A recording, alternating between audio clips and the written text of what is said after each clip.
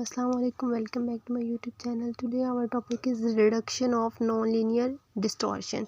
इसमें हम ये देखेंगे कि हम इसके रिडक्शन कैसे करते हैं नॉन लीनियर डिस्टॉर्शन की, और ये बेसिकली होती क्या है। If we apply the input signal with very large amplitude then the amplitude of the non linear distortion at the output is very large. कि अगर हम अप्लाई कर रहे हैं इनपुट सिग्नल अगर हमने अप्लाई किया है और उसका एम्पलीट्यूड बहुत ज़्यादा लार्ज है, और जो फिर एम्पलीट्यूड होगा नॉन लीनियर डिस्टॉर्शन का आउटपुट साइड पे वो भी बहुत ज़्यादा लार्ज होगा। एक्सप्लेनेशन की तरफ आए तो हम देखते हैं फर्स्ट नंबर पे हमारे पास क्या आता है। Consider the basic amplifier with the gain A. हमने एक बेसिक एम्पलीफायर कंसीडर किया जिसका गेन जो है वो ए है, एंड द इनपुट सिग्नल, और जो इनपुट सिग्नल है ना is V S and the output is V naught. ठीक है, ये एक बेसिक एम्पलीफायर है जिसका इनपुट सिग्नल वी एस है और आउटपुट सिग्नल जो है वो वी नॉट है। तो बेसिकली इसका जो गेन आएगा V naught equals to A V S plus D आ जाएगा। ठीक है, और यहाँ पे ये जो डी है ना ये नॉन लीनियर डिस्टॉर्शन है। ठीक है, ए यहाँ पे गेन है, वी नॉट हमारे पास आउटपुट है, वी एस इनपुट है, ए गेन है, और डी हमारे पास यहाँ पे नॉन लीनियर डिस्टॉर्शन है। सर्किट डायग्राम की तरफ देखें तो हमने एक एम्पलीफायर लिया है। ठीक है, उसे हमने फीडबैक एम्पलीफायर के साथ कनेक्ट किया है। वी एस है और फीडबैक का जो वोल्टेज आएगा वो वी एफ होगा।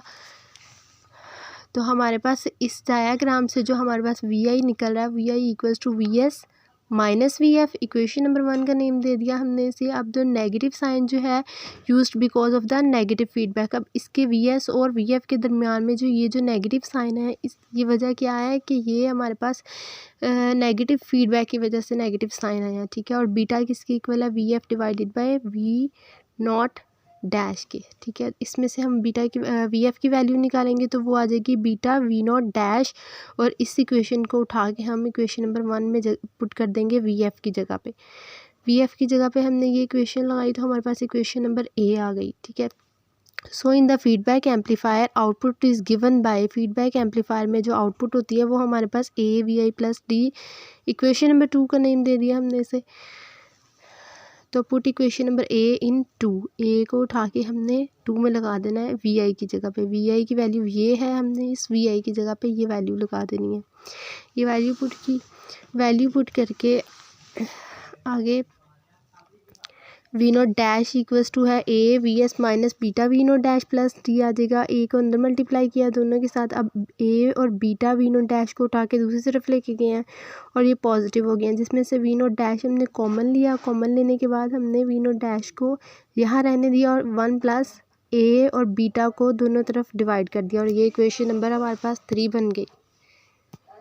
इक्वेशन नंबर 3 की जो सेकंड टर्म है ना ये वाली, ये हमें क्या बता रही है कि जो मैग्नीट्यूड है डिस्टॉर्शन का, जो मैग्नीट्यूड है डिस्टॉर्शन कंपोनेंट है वो रिड्यूस्ड हुआ है 1 प्लस ए बीटा फैक्टर से when we use a negative feedback. जब हम नेगेटिव फीडबैक को यूज़ करते हैं तो हमारे पास ये वाला फैक्टर बता रहा है कि मैग्नीट्यूड जो है डिस्टॉर्शन कंपोनेंट का वो रिड्यूसेस हुआ है 1 प्लस ए बीटा टर्म से। ठीक है, ये इसके ग्राफ आ जाते हैं। हमने एक ड्रॉ किया है, ग्राफ बनाया हमने। ये हमारे पास आउटपुट विदाउट द फीडबैक है। अब ये हमारे पास विदाउट फीडबैक है, और ये इनपुट सिग्नल हमने ये दिया, और हमारे पास जो आउटपुट आई है वो ये वाली आई है डॉटेड लाइन वाली। अब ये जो आई है ये हमारे पास नॉन लीनियर डिस्टॉर्शन है, क्योंकि हमने इनपुट ये दिया था और जो हमारे पास आउटपुट रिसीव हुई है वो ये वाली है, और ये नॉन लीनियर डिस्टॉर्शन है before the amplification without the feedback.